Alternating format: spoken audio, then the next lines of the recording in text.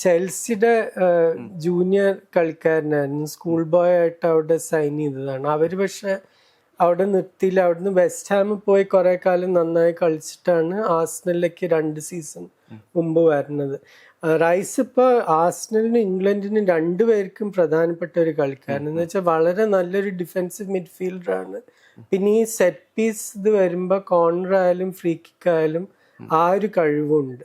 പക്ഷെ ഇങ്ങനത്തെ free kick എടുക്കുന്നത് ഞാൻ ഇതുവരെ കണ്ടു. ഇത് രണ്ടും ആദ്യത്തെ ഫ്രീ കിക്ക് ശരിക്കും സീക്കോന്റെ സ്കോട്ട്ലൻഡിനെതിരെ 1982 അടിച്ച അതേ ഒരു ആംഗിളിൽ കേർവ് ചെയ്തിട്ടാ പോയത്. രണ്ടാമത്തെ അതിലും ഗംഭീരമായിരുന്നു ശരിക്കും. അപ്പൊ അത് പക്ഷെ അത് മാത്രല്ല കേട്ടോ, പ്രധാനപ്പെട്ട കളിക്കാരൻ ബുക്കായോ സാക്കയായിരുന്നു. ഈ മെറീനോന്റെ ഉഗ്രം ഗോളായിരുന്നു. സാക്ക പക്ഷെ ഈ ഡേവിഡ് അലബ എന്ന് പറഞ്ഞ ഡിഫൻഡർ കഴിഞ്ഞ ഒരു 10-15 കൊല്ലത്തെ ലോകത്തെ തന്നെ ഏറ്റവും നല്ല ഡിഫൻഡർമാരിൽ ഒരാളാണ്. അലബ ഇപ്പൊ പരിക്കുന്ന തിരിച്ചു വന്നിട്ടേ ഉള്ളൂ.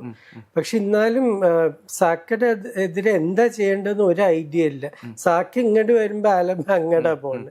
അപ്പൊ അത് പണ്ട് ജോർജ് ബെസ്റ്റിനെ പറ്റി ഹ്യൂ മാക്ൽവെനി എഴുതിയിട്ടുണ്ടായിരുന്നു, he gave defenders twisted blood.